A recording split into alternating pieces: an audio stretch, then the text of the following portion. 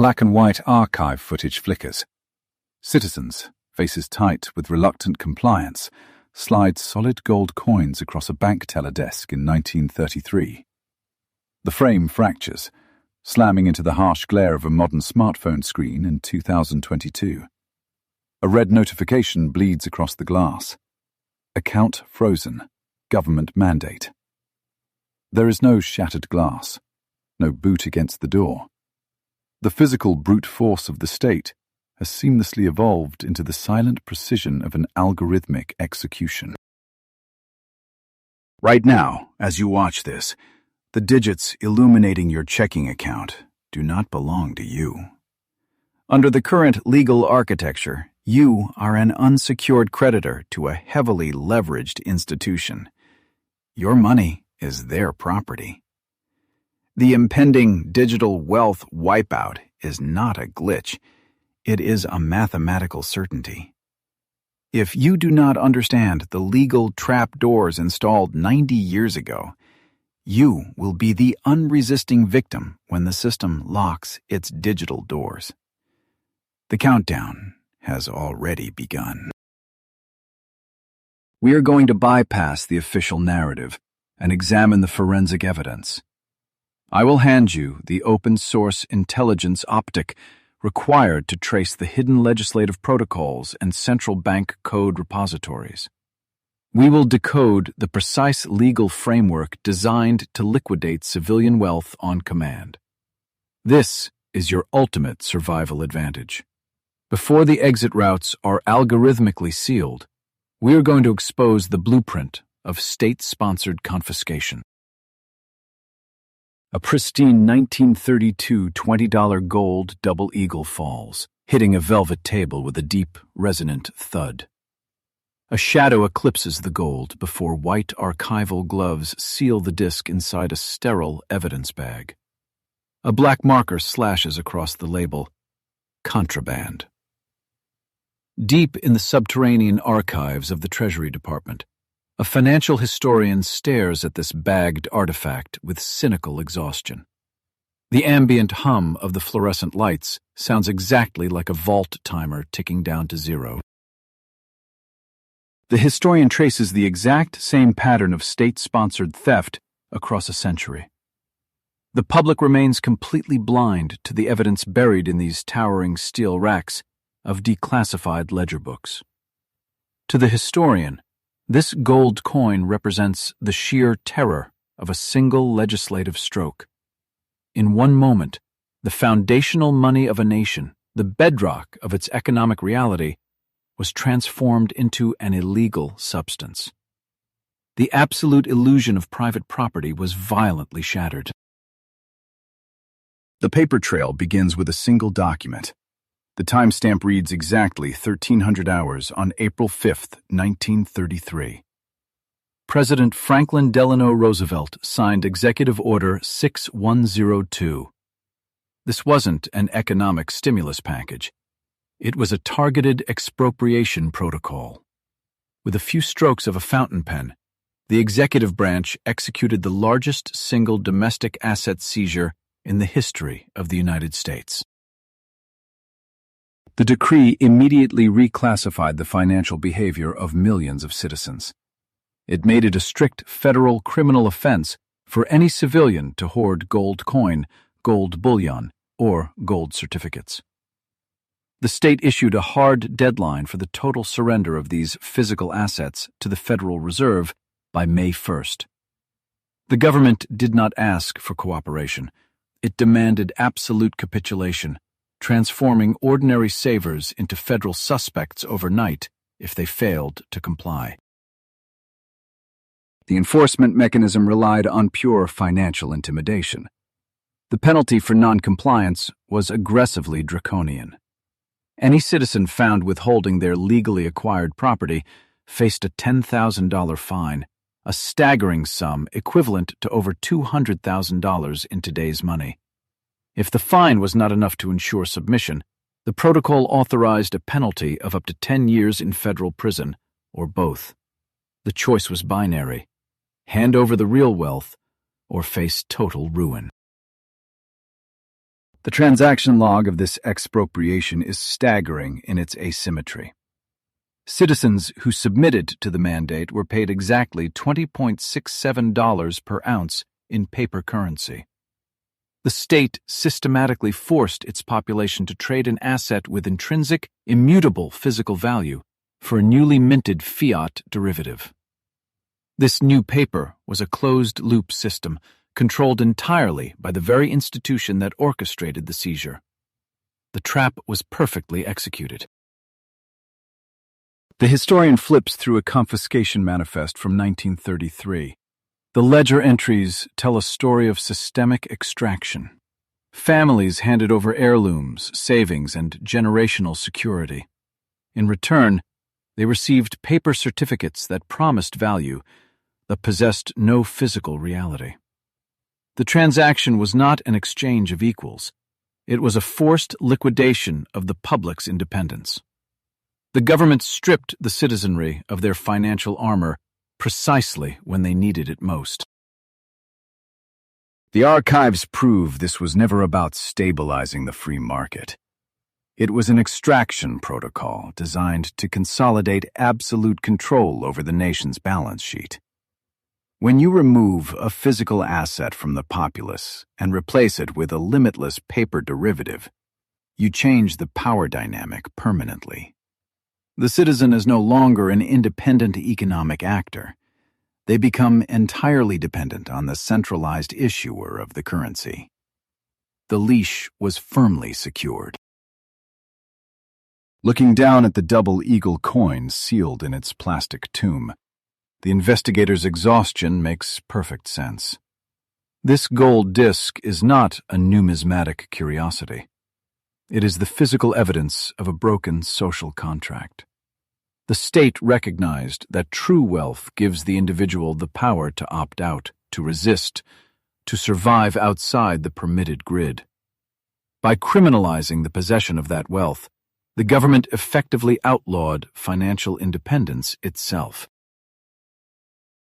The entire operation was documented, filed, and normalized as an emergency measure. But emergency powers, once granted, are rarely relinquished. The architecture of seizure built in 1933 never disappeared. It just went dormant, waiting for the technology to catch up to its ultimate ambition. The physical vaults of the Federal Reserve were merely the beta test. Today, the extraction vectors have migrated from physical tellers to the digital infrastructure of your banking apps. Every modern digital dollar you hold is tracked through the exact same centralized paradigm established by Roosevelt's pen. The protocol for mass confiscation has already been legally validated and stress-tested on the population. We are staring at the blueprint of a perfect crime, legally sanctioned and retroactively justified. Which brings us to the glaring anomaly of this historical case file, the paradox that breaks the official narrative wide open. We must review the anomaly of treason that stands completely unsolved on the archival ledger. Think about the sheer paradox of this legislation. How did a shiny gold coin, the ultimate and historic symbol of American capitalism and free enterprise, suddenly become the physical evidence of a federal crime overnight? The answer lies hidden in the desperate mathematics of a system on the brink of collapse. To find the motive, we must follow the money directly into the vault. The investigator traces the ledger. You are forced to surrender physical gold for paper derivatives. But that paper is a mathematical lie. The equation is broken from the start. Inside this windowless server room, bathed in the sterile blue light of real-time liquidity feeds, the forensic macroeconomist sees the exact same pattern flashing across the terminals today. A system bleeding out, desperately printing unbacked receipts. I track the anomaly of treason by stripping away the historical romance to look at the raw balance sheet of 1933. The state did not criminalize private gold ownership out of some cartoonish malice or ideological purity. They executed the seizure because they were facing the ultimate financial death sentence, a sovereign margin call. The banking sector was not just failing. It was mathematically insolvent. The heavy leather-bound ledgers from the Treasury archives tell a story of sheer panic. Column after column of fading black ink tallies the deposits of a terrified public. By the spring of 1933, the Federal Reserve had hit a lethal statutory wall. Under the law of the time, the central bank was strictly required to hold a 40% physical gold backing for every single paper note in circulation. But the vaults were empty. A relentless wave of panic withdrawals had completely drained the physical reserves. Citizens knew the paper was toxic, and they demanded the underlying collateral. My forensic trail is undeniable. The central banking system had issued vastly more claims on gold than actual gold existed. The government was trapped in a liquidity black hole, completely unable to print the money required to keep the illusion alive. This is the anatomy of the heist. When a private citizen writes a check they cannot cash, it is called fraud, and the perpetrator goes to prison. When a sovereign government faces the exact same deficit, it simply changes the law. To print more currency and inflate the crushing national debt away, the state desperately needed high-grade collateral, and the only remaining collateral was sitting in the private safes of the American public. The confiscation was never about stabilizing the free market or protecting the working class. It was a brutal, calculated extraction protocol. The central bank needed to repair its shattered balance sheet, and it used the wealth of the citizenry to do it. The modern graphs flashing on these trading terminals show the exact result: a violent, vertical spike in the Federal Reserve's gold holdings immediately following the forced surrender.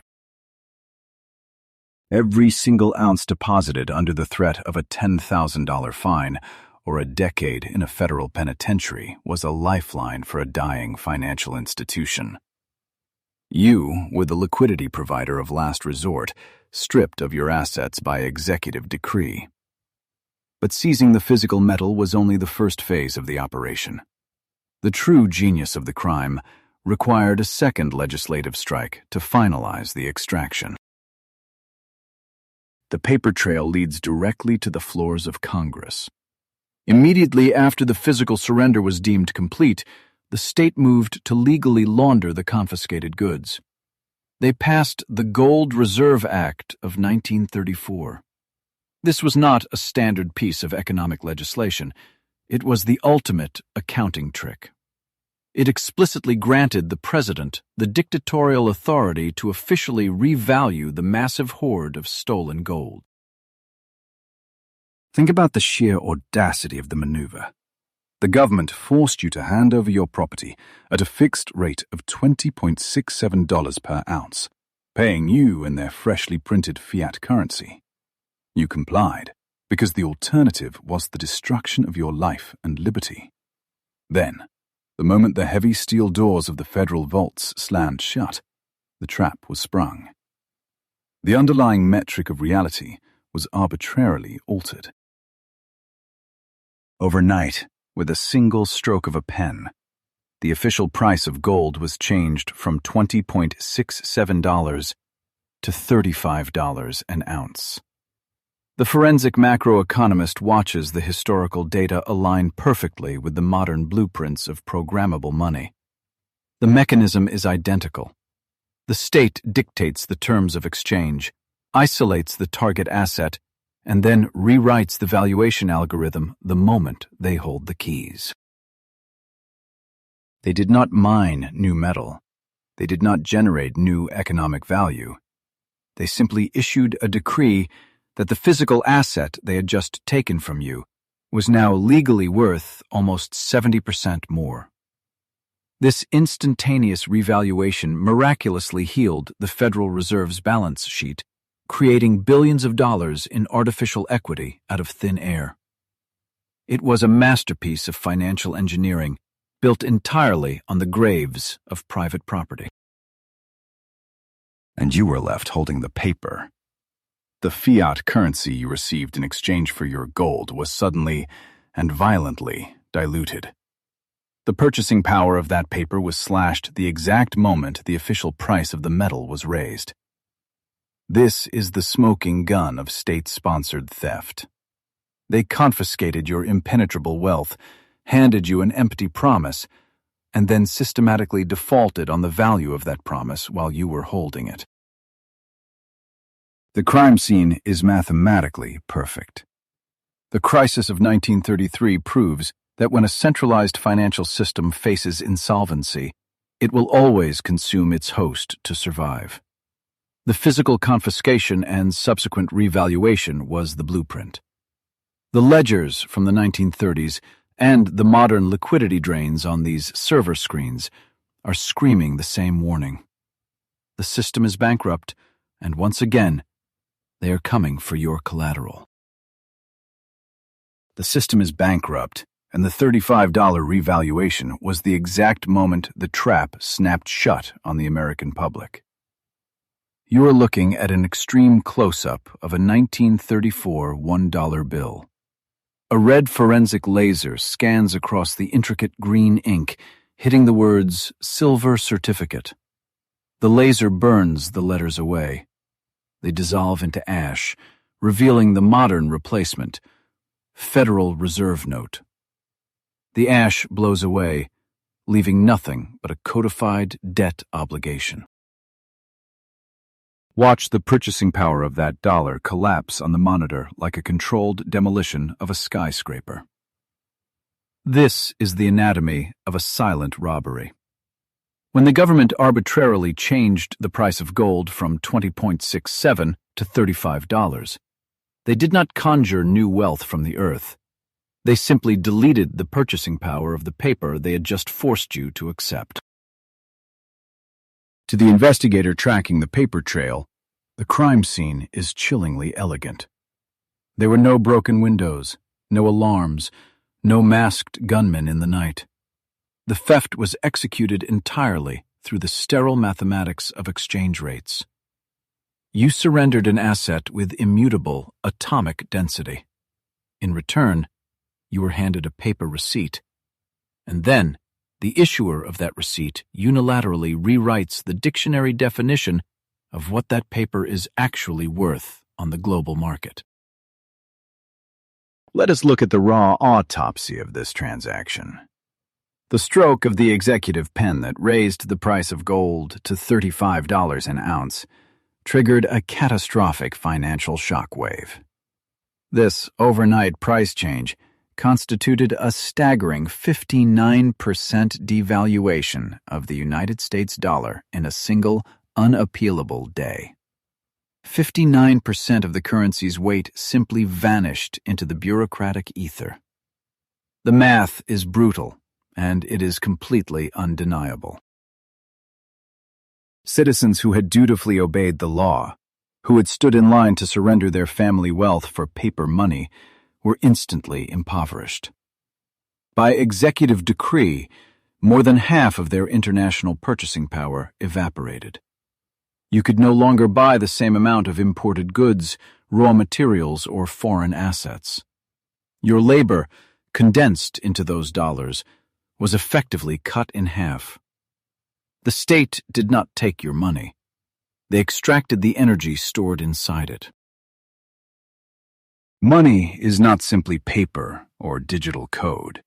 It is the frozen time of human lives. It is the hours you spent sweating on a factory floor, sitting in a cubicle, or building a business. When a central authority devalues that currency by 59%, they are reaching back in time and stealing the hours you already worked.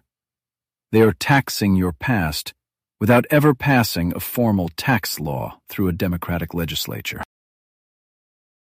Follow the money upward, away from the citizen, and toward the sovereign. By confiscating the gold low and revaluing it high, the state booked an immediate massive windfall. The Treasury recorded a paper profit of $2.8 billion. In the economy of the 1930s, that number is a financial leviathan. This was not a victimless accounting trick. It was a direct, localized transfer of kinetic wealth, siphoned straight from the pockets of the working class. That $2.8 billion of stolen human time flowed directly into the coffers of the Treasury. It capitalized the government at the exact moment the citizen was bled dry. The state weaponized the monetary base to bail itself out of a mathematical black hole. To the forensic accountant, this is the ultimate insider trading scheme. The entity that controls the ledger forced a mandatory buyout and then immediately manipulated the stock price to maximize its own profit. But the theft of the 1930s was merely the prologue. The true horror lies in the legal architecture left behind in the ruins.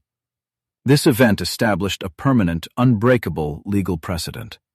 It codified the terrifying principle that in times of severe economic crisis, the state claims the ultimate right to redefine the terms of value. They claim the absolute authority to override the fundamental concepts of private property and individual ownership to ensure their survival. This precedent is not a dusty artifact locked in the subterranean archives of the Treasury Department. It is the active, breathing foundation of modern monetary policy. The legal mechanism that allowed for the sudden deletion of purchasing power in 1934 is the exact same mechanism powering the inflation eating your savings right now. It is the invisible confiscation. The government does not need to send armed federal agents to your door to take your physical assets anymore. They have optimized the robbery. They just print more currency, expanding the monetary supply and diluting the value of the dollars sitting in your bank account. You watch the prices of food, housing, and energy skyrocket. You blame the corporations, you blame the supply chains, you blame the geopolitical conflicts. But the forensic evidence points directly back to the central bank. Inflation is a highly engineered protocol designed to silently drain your wealth into the state apparatus. Look closer at the burning $1 bill in the scene. As the green ink chars and curls, it reveals the terrifying vulnerability of fiat currency. When your wealth is denominated in a unit that requires a counterparty to maintain its value, you have zero control.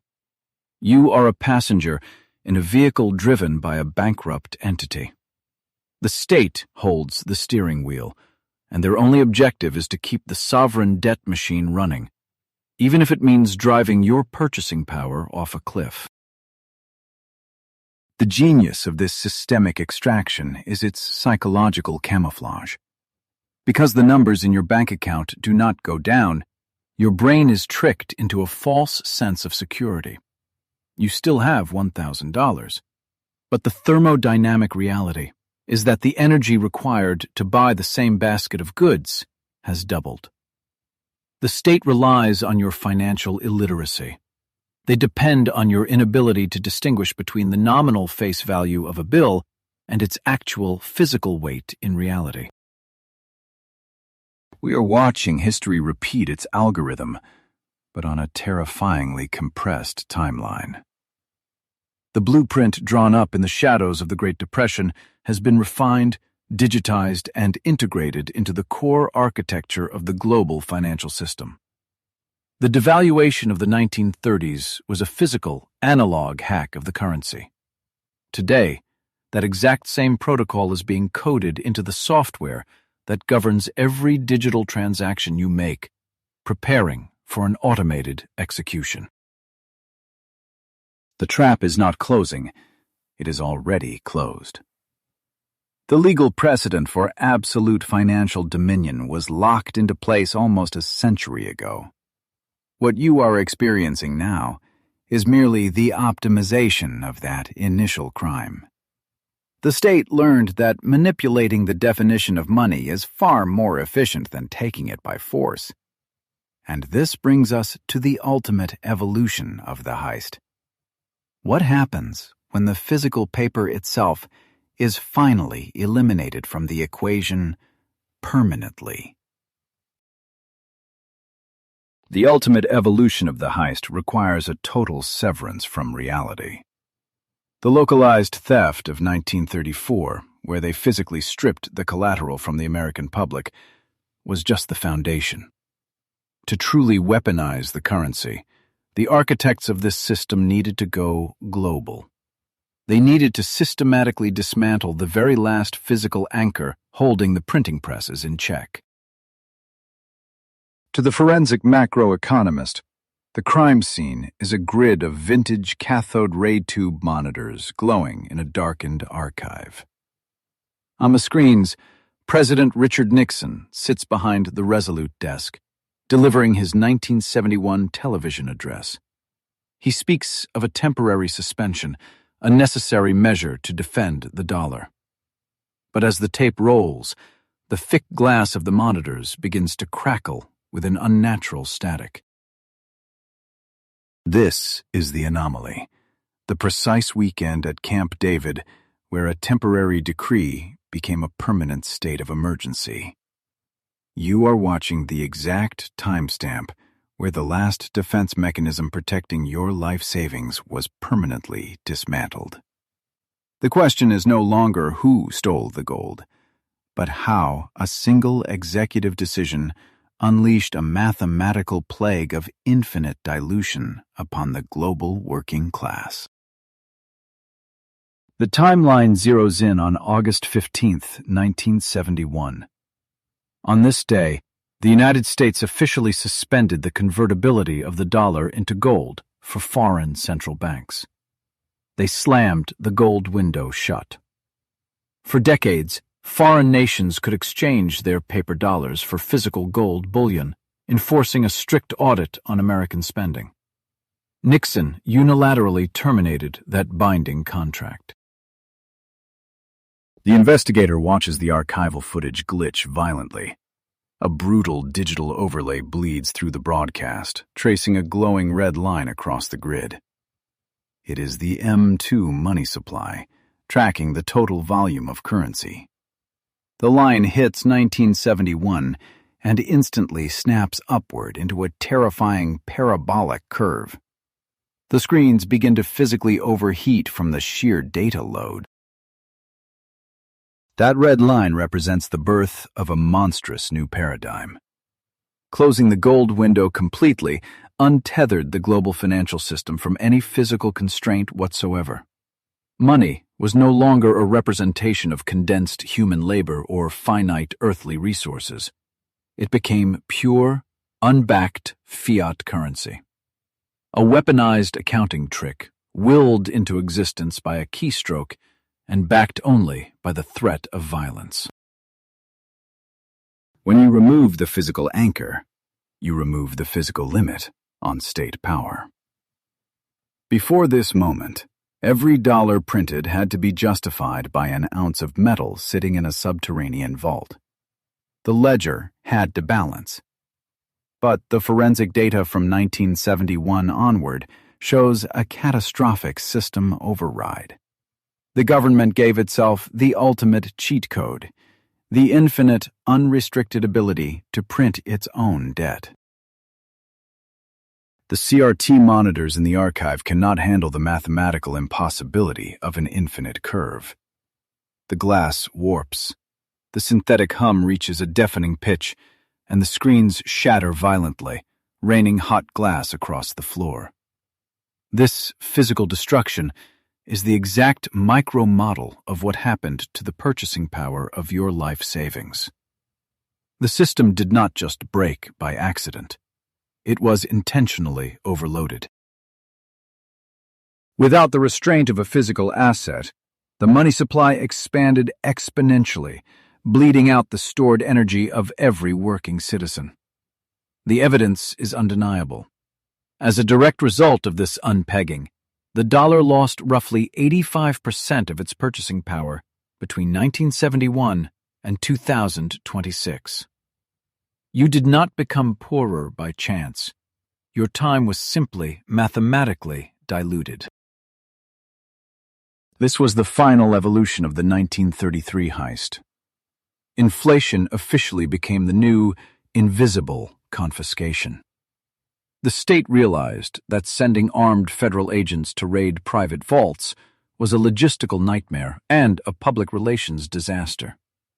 It is far more efficient to leave the physical dollars in your wallet while quietly deleting the economic value attached to those bills from a centralized server.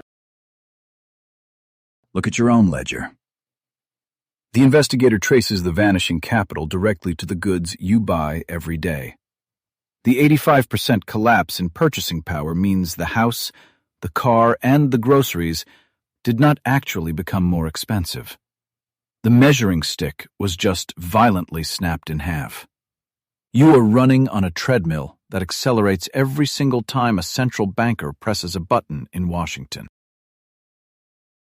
What we are witnessing is a slow-motion, algorithmic bleeding of middle-class wealth, executed with the cold precision of a surgical strike. The panic of the 1930s has been replaced by the invisible, daily drain of the 21st century. There are no alarms, no smashed windows, no fingerprints left at the scene. Just a silent, unstoppable transfer of trillions of dollars from your family's future to the state. But infinite printing carries a terminal velocity. You cannot run a global empire on a currency backed by nothing forever. The system is rapidly approaching the absolute mathematical limit of this grand illusion. And when the fiat architecture finally collapses under the weight of its own paradox, the state will not simply let you walk away with whatever capital you have left. They are already coding the locks for the exits. They are coding the locks for the exits right now. The slow bleed of inflation we tracked from 1971 was mathematically inevitable, but it was too slow for a sudden, systemic collapse. When the architecture shatters, the state needs immediate liquidity. I found the prototype for this rapid extraction not in an archive, but on shaky, handheld footage from the streets of Nicosia, Cyprus, in the spring of 2013. Through the lens of the financial historian, the panic is palpable. Desperate citizens pound their fists against the locked, reinforced glass doors of a commercial bank. Inside, the automated teller screens display a cold, uniform message. Services unavailable. This is the exact moment the invisible theft of inflation mutated back into the explicit, brute force confiscation of 1933. But this time, they did not ask for the physical gold. They simply turned off the network. We are conditioned to believe a bank run happens when the vault is empty, but looking closely at the forensic timeline of the Cypriot crisis, the anomaly becomes terrifyingly clear. The money was not physically gone, it was legally reclassified while the depositors were locked outside. This tiny Mediterranean island was the live beta test for the ultimate modern financial weapon. The autopsy of the 2013 sovereign debt crisis reveals a fundamental shift in the rules of global finance. For the first time, a failing banking sector was not rescued by printing new taxpayer money. The government, fully backed by the European Central Bank, executed a totally different protocol. They did not perform a traditional bailout. They engineered the world's first systemic bail-in. A bailout socializes the losses across the entire tax-paying population over decades. A bail-in is a localized, tactical strike. It instantly recapitalizes a bankrupt institution by cannibalizing the capital already trapped inside its own digital walls. The historian tracks the ledger entries from that weekend in Nicosia. The speed of the execution is breathtaking. The state bypassed the printing press and went straight for the civilian accounts. On a Friday afternoon, business operated as usual. By Monday morning, the trap had snapped shut. Depositors holding over 100,000 euros in the Bank of Cyprus awoke to a newly engineered reality. Exactly 47.5% of their uninsured savings had been seized by the stroke of a pen. Half of their condensed labor, their time, their future, was instantly confiscated without a single shot fired. The seized capital was not burned. It was forcefully converted into worthless bank equity. The state effectively forced citizens to buy shares in a dying institution at gunpoint.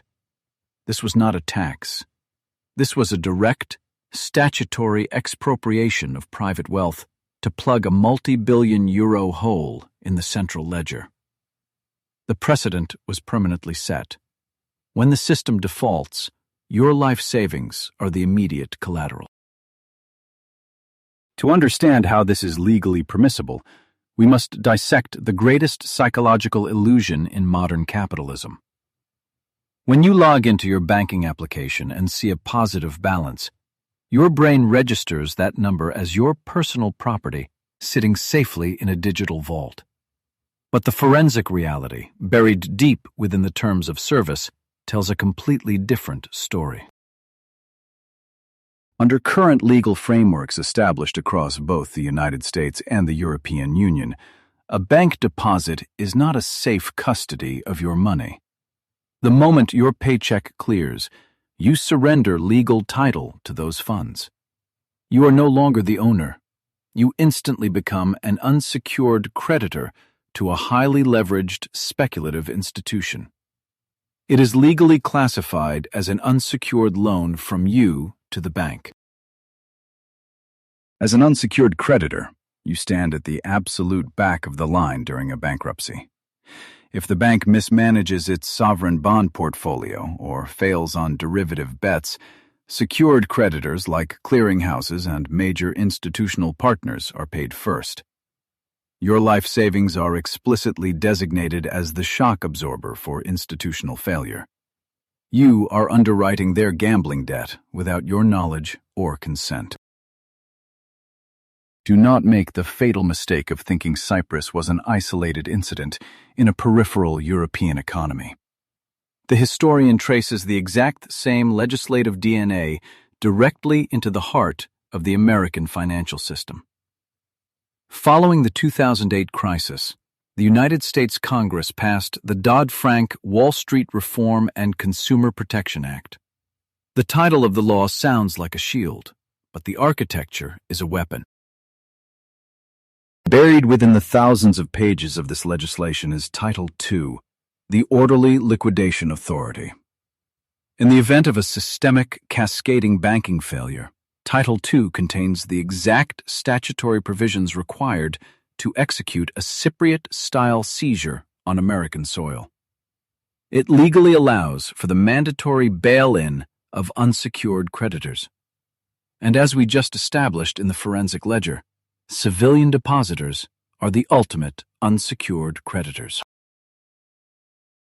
The trap that beta tested in Nicosia has been quietly standardized into the global banking protocol. The Federal Deposit Insurance Corporation and the Bank of England have already published joint papers on how to resolve failing megabanks using your trapped liquidity. They have mathematically proven that there is not enough insurance capital in existence to cover a systemic collapse. Your deposits are the only viable mathematical solution. We are looking directly down the barrel of modern finance. The legal architecture to seize your digital balance is already signed into law, just waiting for the trigger of the next liquidity crisis. If the sheer scale of this engineered, legalized theft blows your mind, hit the like button right now. Subscribe and let me know in the comments, do you think any retail depositor will see this coming before the screens go dark? The 1933 confiscation required immense physical effort to seize solid gold. The 2013 Cyprus bail-in required localized bank closures and frozen teller machines. But as we move deeper into the 21st century, the friction of this theft is being completely eliminated. The state is currently building a new centralized network where your money is not just a loan, but a programmable leash. The state is currently building a new centralized network where your money is a programmable leash. I am staring at a massive, curved monitor in a pitch-black server room. The screen illuminates my face with the sterile blue glow of raw Python code. This is not a theoretical white paper. This is the live compilation of the ultimate digital cage.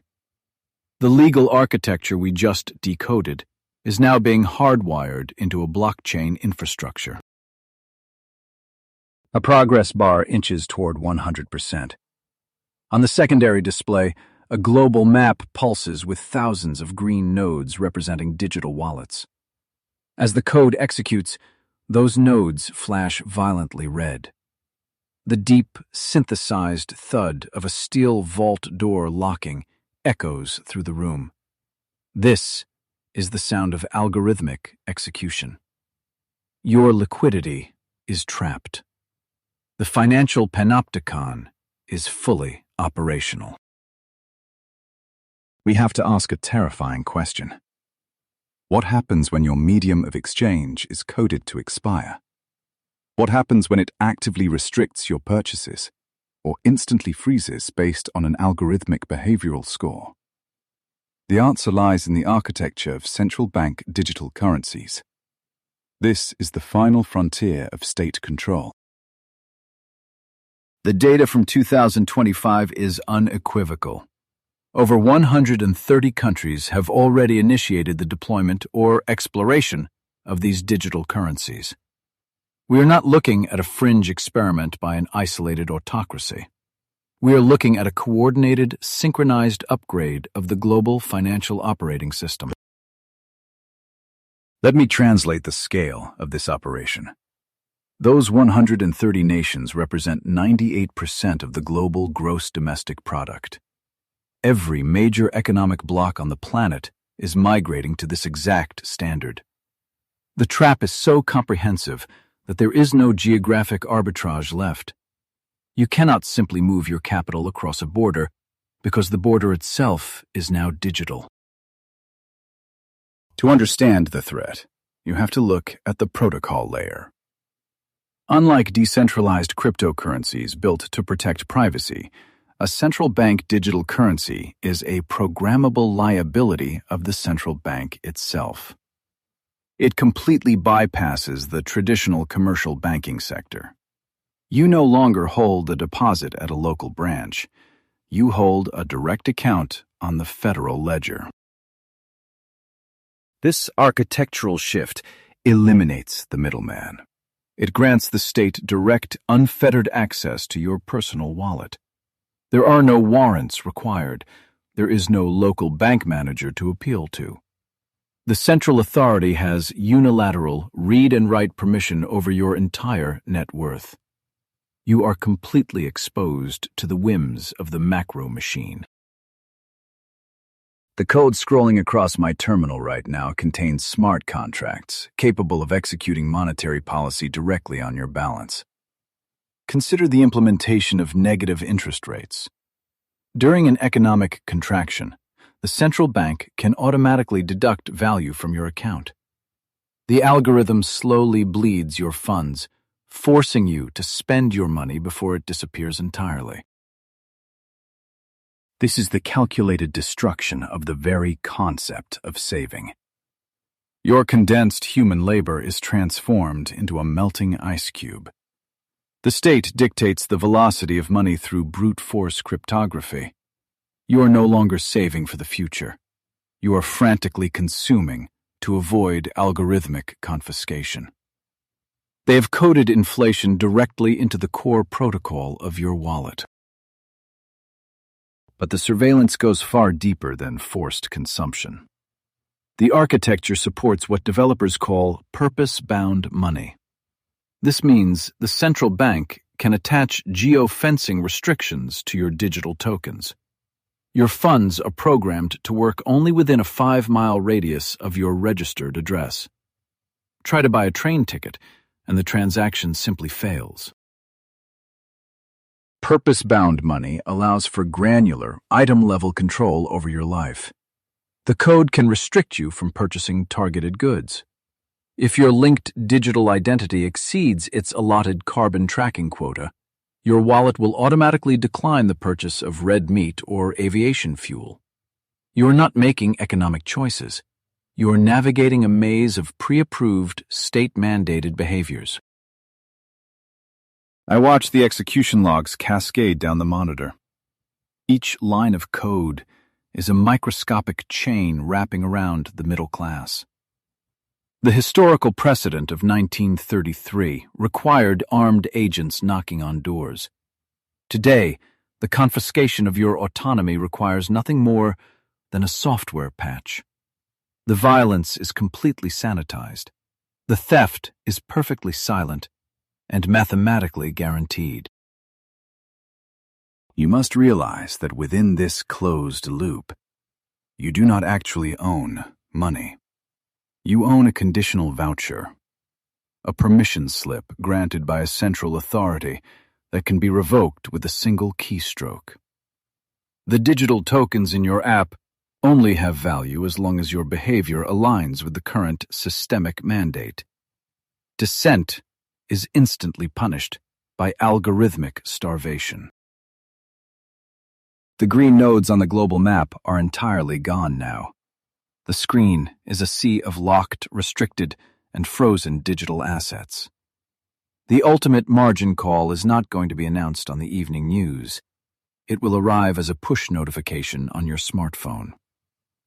The forensic trail proves that the legal right to seize your wealth has successfully merged with the technological power to execute it. The state has weaponized the very concept of value. We have traced the blueprint from the physical vaults of the 1930s to the programmable ledgers of today. The prison is built. The code is compiled. And as we step out of this server room, we have to look at how this lethal protocol is already being tested on living populations. We step out of the sterile server room and into the freezing rain of reality. Look at the split screen in front of us. On the left, a citizen holds a protest sign, breathing visible exhaust into the winter air. On the right, a forensic interface tracks a blinking cursor. This is not a simulation. This is the live deployment of the lethal protocol we just decoded. The target is isolated, unaware that their financial heartbeat is about to be flatlined by a remote operator.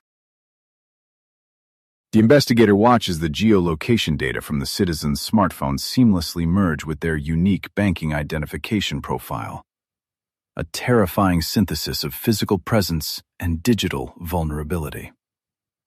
The unseen operator on the right side of the screen clicks a single execution command. Across town, the citizen hands over a credit card at a coffee shop. The terminal beeps. The transaction is declined.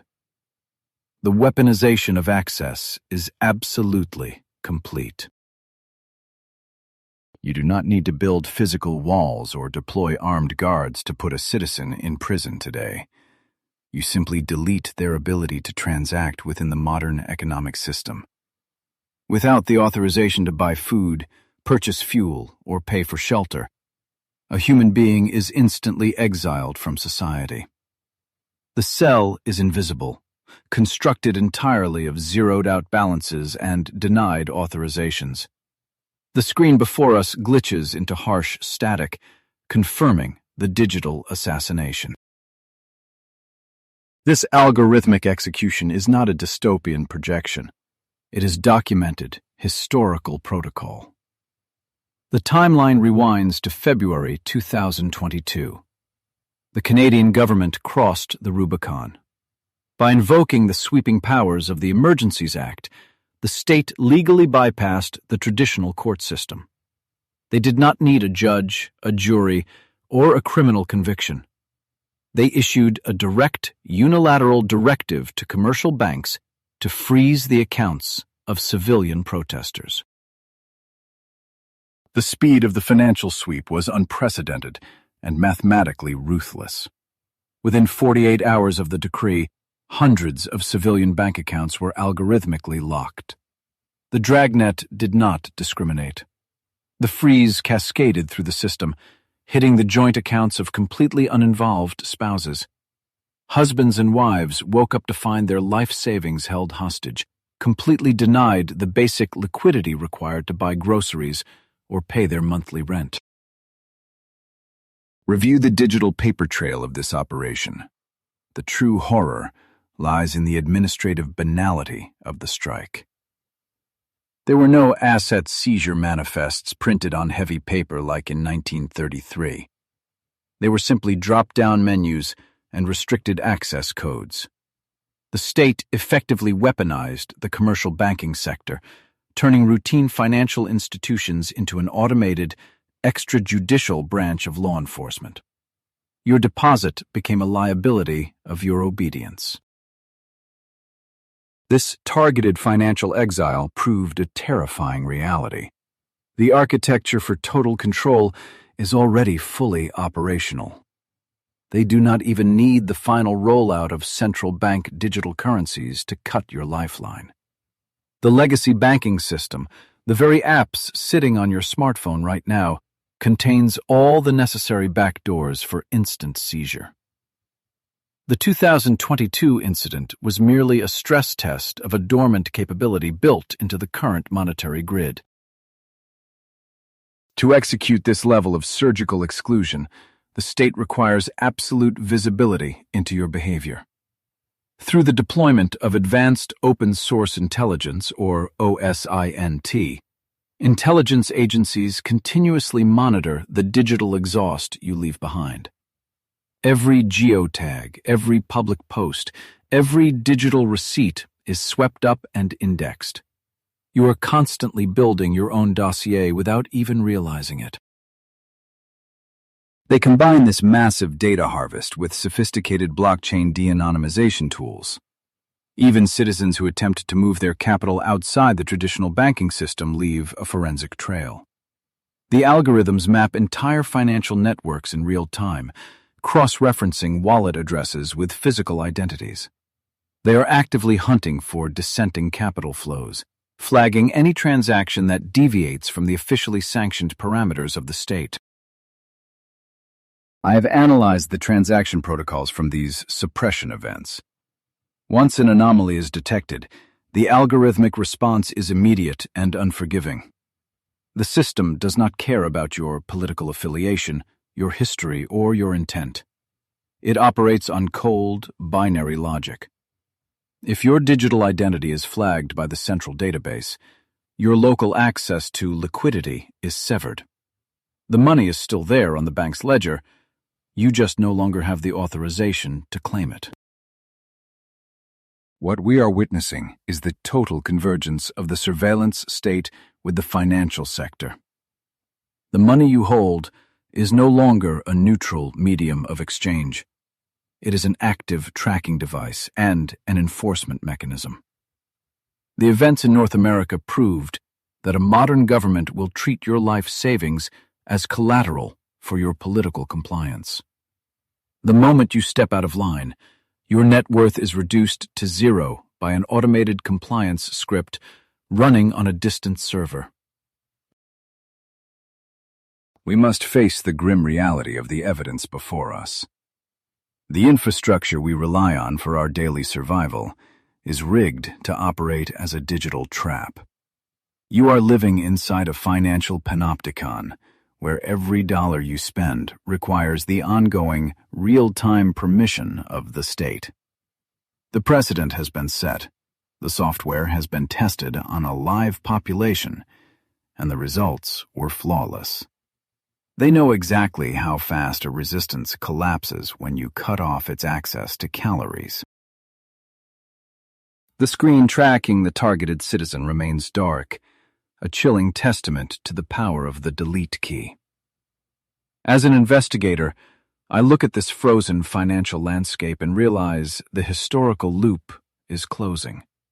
The crude, physical robberies of the Great Depression have evolved into this silent, algorithmic perfection. The trap is completely armed. The only variable left in this equation is whether you will recognize the threat in time to move your assets outside the blast radius. The screen goes dark, and the financial matrix falls dead silent. The blast wave of the digital freeze has already passed, leaving behind a frozen landscape of locked accounts and zero balances. I look down at the physical gold bar resting heavily beside a cold storage hardware wallet. This is all that remains outside the blast radius. The final verdict is carved into this cold metal. We pull back from this isolated desk, rising above the steel vaults of the Federal Reserve, ascending until the entire continent spreads out below us. You can see the digital economy pulsing like an exposed nervous system. Millions of transactions, millions of lives, all wired into a fragile grid that the state can sever with a single keystroke. The trap we have been tracking is fully operational. I've spent my career excavating the financial crimes of the past century, and the forensic trail is irrefutable. We started this investigation in 1933, when armed agents forced Americans to surrender their constitutional money.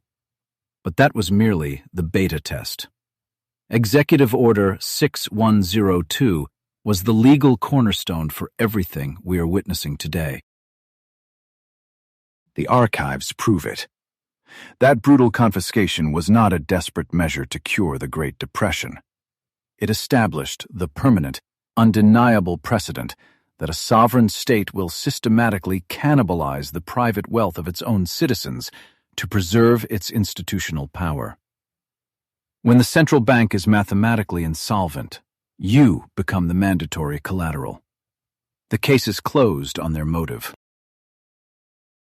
The modus operandi simply evolved to become more efficient. The crude physical robberies of the 1930s gave way to the silent, invisible theft of inflation in 1971. By unpegging the dollar from gold, they removed the physical limits on confiscation. They no longer had to kick down your door. They just deleted the purchasing power of the paper in your wallet while you slept. Now we have arrived at the ultimate evolution of this legal heist, the digital panopticon. As we proved with the bail-in protocols of 2013 and the political freezes of 2022, your deposits are legally an unsecured loan to an insolvent system. The state no longer requires physical force because they have engineered an environment where non-compliance equals automated starvation. They are finalizing the deployment of central bank digital currencies to close the remaining exits. This is not the future of money. It is the absolute architecture of algorithmic exclusion. A programmable currency allows the central authority to dictate where, when, and if you are permitted to exist in the economy. It is the final severance of human liberty from the concept of private property. You must internalize this evidence. The numbers sitting in your mobile banking app right now are not your wealth. They are a temporary permission slip granted by a heavily leveraged institution that actively views you as a systemic vulnerability. We have traced this blueprint across 90 years of declassified ledgers, and the conclusion is absolute. You are an unsecured creditor in a failing empire. So, how do you escape a mathematical prison? True financial sovereignty in the 21st century demands a radical rejection of the system. It requires holding assets that possess absolute zero counterparty risk. Wealth that does not require the ongoing permission of a commercial bank or a state server to exist. You must secure cryptographic or physical instruments that operate completely outside their jurisdiction. The defining conflict of our era is no longer between competing nations on a geographic battlefield. It is the silent, ongoing war between your individual right to cryptographic privacy and the state's insatiable drive for total financial surveillance. Every time you transact, you are choosing a side in this conflict. The algorithms are already auditing your loyalties, mapping your every financial move. The global debt architecture is collapsing under its own weight, and the central banks are deploying the infrastructure for the next massive reset. The code is written. The smart contracts are compiled. The grid is ready to freeze the moment the liquidity crisis hits. The historical cycle is completing its violent revolution, and this time, there will be no physical warning before the vault doors lock.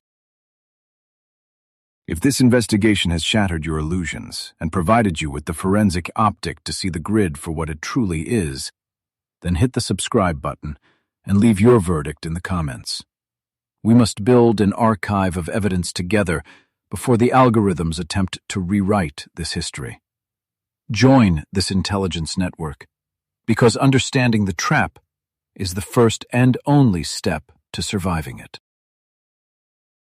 The illusion of safety has evaporated. We are standing at the absolute edge of the digital abyss, where your fundamental right to own the fruits of your labor is being legislated out of existence. The servers are waiting for the final execution command.